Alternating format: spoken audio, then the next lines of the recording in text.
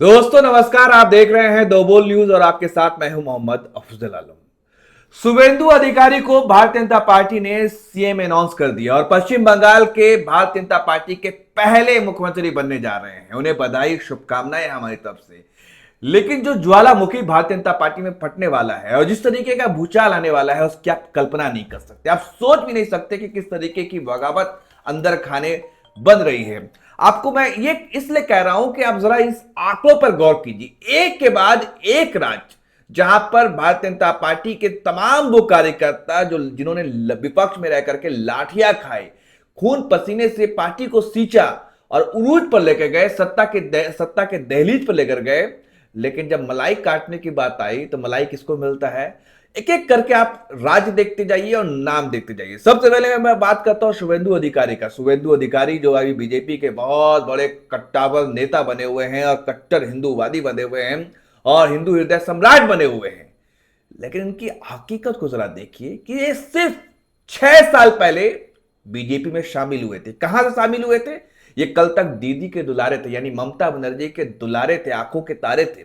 लेकिन 2020 में इन्होंने अपना रास्ता बदल लिया। और क्यों रास्ता बदला? क्योंकि इनके ऊपर पूरी भारतीय जनता पार्टी ने नंगा नाच किया, हाय तौबा किया, हुड़दंग मचाया कि ये तो चोर है, ये तो भ्रष्टाचारी, ये तो करप्ट है। शुभेंदु अधिकारी के ऊपर शारदा चिटफंड घोटाले का आरोप लगता है। कलकत्ता से लेकर दिल्ली तक पूरी भाजपा नंगा नाच करती है।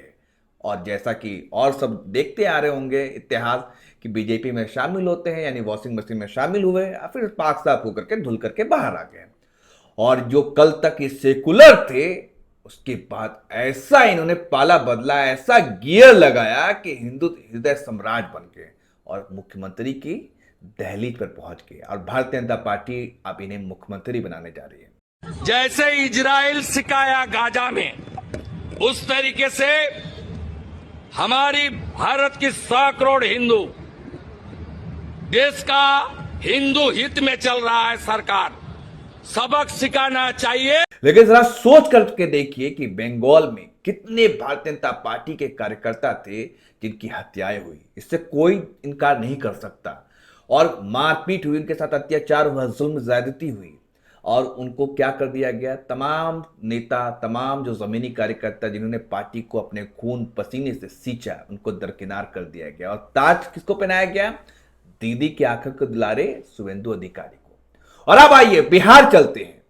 बिहार में भी वही रिकॉर्ड। बिहार में भारतीय जनता पार्टी का पहला मुख्यमंत्री बना है सिर्फ और सिर्फ 1 महीने पहले, यानी अप्रैल 2026 में। और आप जानकर हैरान हो जाएंगे कि जो मुख्यमंत्री जिनको भारतीय जनता पार्टी ने बनाया है, जिस सम्राट चौधरी का इतिहास देखिए कि ये 2017 में जेडीयू छोड़ करके बीजेपी में शामिल हुए थे। तो मात्र कितना साल पहले? 8 साल पहले। जी हां, 8 साल पहले जेडीयू छोड़ करके भाजपा में शामिल हुए थे। और ये जेडीयू से पहले आरजेडी में थे। आरजेडी के ये विधायक रहे, इनके पिता मंत्री रहे हैं आरजेडी में, शकुनी चौधरी। और अब आरजेडी से पाला बदल करके ये जेडीयू में आते हैं और जेडीयू से बीजेपी में। और 8 साल में ही इनको मुख्यमंत्री की कुर्सी मिल जाती है। और हम तो प्रभु श्री राम के वंशज हैं साथियों। राम जी की पूजा यदि इस धरती पर नहीं हो सकती है, नीतीश कुमार जी भी कहते हैं हम राम के वंशज हैं, और नालंदा की धरती बिहार शरीफ में राम की पूजा नहीं हो पाई, इससे बड़ा कोई अपमान हो सकता है क्या साथियों? इसका बदला लेना है। और जो बड़े बड़े कद्दावर नेता, नामचीन हस्ती, रविशंकर प्रसाद, शाहनवाज हुसैन, मंगल पांडे और ना जाने कितने ऐसे नाम हैं जो कि देखते रह जाते हैं, और बाही साहब सम्राट चौधरी को मुख्यमंत्री की कुर्सी मिल जाती है। तो सोचिए क्या सांप लोटी होगी उन लोगों के ऊपर जिन्होंने अपनी पूरी जवानी खपा दी बीजेपी के अंदर, जिन्होंने एक बचपन से लेकर के बुढ़ापे तक सिर्फ और सिर्फ भगवा झंडा लहराया, उन भगवा झंडा का सपना देखा था। लेकिन किसी को पहला मुख्यमंत्री बनने की बारी आई तो सम्राट चौधरी को बना दिया।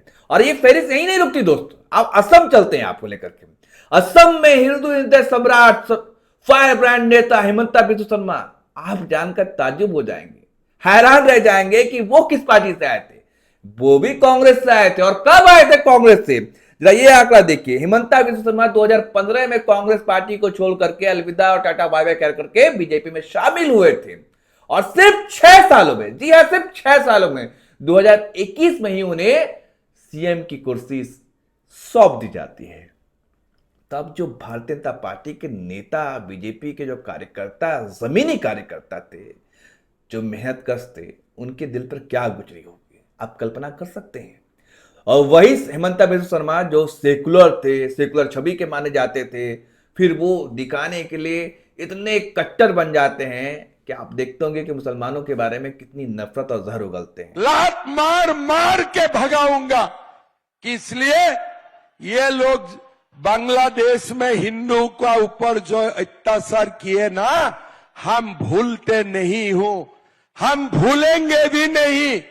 इसीलिए बीजेपी सरकार आने का बाद ये लोगों को लात मार मार के निकालूंगा, लात मार मार के निकालूंगा। निकालना है कि नहीं निकालना है? निकालना चाहिए कि नहीं चाहिए? पश्चिम बांग्ला से घुसपैठी बांग्लादेशी मुसलमान को बाहर करना चाहिए कि नहीं चाहिए? चाहिए कि नहीं चाहिए? भाई और बहनों, इस बार गलती मत करना। खानाकुल में भी गलती नहीं करना, पश्चिम बांग्ला में भी गलती नहीं करना। पुलिस के लिए डरो मत, गुंडे के लिए डरो मत। 4 तारीख बीजेपी का सरकार आ जाएगा, गुंडे लोग थाना में जाएगा, पुलिस बोलेगा अरे मैं तुमको तो जानते ही नहीं हूं, तुम कहां से आया। ठीक है ना? ये गुंडे लोगों को पुलिस ही भूल जाएगा। तब क्या करेगा? पुलिस तो गुंडा को प्रोटेक्शन नहीं देगा, तब गुंडा कहां जाएगा? पहले गुंडा असम जाएगा, वहां तो मैं घुसने नहीं दूंगा। फिर कहां जाएगा? उड़ीसा जाएगा, वहां में भी घुसने नहीं दूंगा। फिर कहां जाएगा? बिहार जाएगा, वहां में भी बीजेपी सरकार है, घुस नहीं पाएगा। तब ये गुंडे लोग कहां जाएगा? आप लोग बोल सकते हैं? कहां जाएगा ये लोग? ये लोग बांग्लादेश जाएगा। जाने दे दो भैया, जाने दो, लेकिन आने का समय ताला लगा दूंगा। पश्चिम बांग्ला में गुंडा लोग लौट के नहीं आ पाएगा, गुंडे लोग लौट के नहीं आ पाएगा। बहुत हो गया, 15 साल ये मां माटी मानुष का नाम में जो कर सकता है कर लिया। लेकिन ये क्यों? कल तक कांग्रेस में थे तो वो ठीक थे, इधर आ गए तो इनको लगता है कि भाई साहब ये डिमांड है, ये करो। लेकिन ये भी क्यों आए? ये भी शौक से नहीं आए थे, इनकी विचारधारा नहीं थी भारतीय जनता पार्टी की, बल्कि ये भी मजबूरी में आए थे। इनके ऊपर भी आरोप लगा था कि इन्होंने भ्रष्टाचार किया है। बुकलेट निकाली थी बीजेपी ने और अमित शाह ने खुद प्रेस कॉन्फ्रेंस किया था और बताया था कि ये तो कितने बड़े करप्ट और भ्रष्ट है हेमंता बिस्वा शर्मा। और बीजेपी में शामिल होते ही सारा गुनाह माफ हो जाता है, पाक साफ हो जाते हैं और सोचिए 6 साल में ही उन्हें मुख्यमंत्री की कुर्सी मिल जाती है। अब एक और राज्य, चलिए नॉर्थ ईस्ट के त्रिपुरा में लेकर चलता हूं मैं आपको।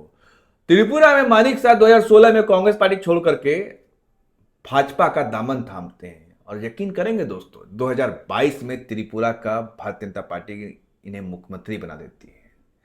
तो एक एक करके राज्य हो या फिर केंद्रीय मंत्रिमंडल में हो, सब जगह जितने कल तक कांग्रेसी थे, लेफ्टिस्ट थे, दूसरे विचारधारा के लोग थे जो भ्रष्ट और करप्ट थे, उनको भारतीय जनता पार्टी पहले चोर बोलती है, उसके बाद फिर पार्टी में शामिल कराती है और बड़ा बड़ा पद दे देती है, मलाई काटते हैं। तो जो विपक्ष में कल तक थे, बीजेपी ने कहा था ना भाई कि अच्छे दिन आने वाले हैं। 2014 में ये स्लोगन था, ये नारा दिया गया था, अच्छे दिन आने वाले हैं। और बीजेपी के तमाम वो कार्यकर्ता जिन्होंने अपनी पार्टी के लिए पूरी जवानी कुर्बान कर दी, पूरी जिंदगी दांव पे लगा दी, लेकिन उन्हें क्या मिला?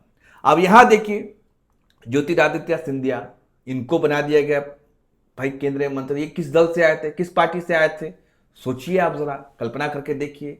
और ऐसे एक नाम नहीं, कई नाम है। आपको मैंने 4 स्टेट के मुख्यमंत्री का नाम गिराया और अब ये चाहे ज्योतिरादित्य सिंधिया हो से लेकर के और कई ऐसे नाम है, कई राज्य में ऐसे मंत्री बने बैठे हैं जो दूसरे दल से आए हैं, जो पहले चोर थे, करप्ट थे, भ्रष्ट थे और बीजेपी में शामिल हुए, सारा पाक धुल गया, सब कुछ हो गया। और जिनको ये लगा कि भाई आप चलो ठीक है, यहाँ पे आप कांग्रेस अभी जो है अभी उरूज जो है वो कांग्रेस पार्टी का नहीं बीजेपी का है, तो वो बीजेपी में दल बदल लिए अपने फायदे के लिए। मौकाप्रस्त लोग थे और कहते हैं ना कि उगते हुए सूरज को कौन नहीं सलाम करता, तो जिसकी बारी देखी वो अपनी विचारधारा को बदल लिए। तो ऐसे जो बिजनेसमैन और मौकाप्रस्त लोग होते हैं तो वो तो सत्ता तो बदल लिए, लेकिन सोचिए कार्यकर्ताओं का को क्या मिला।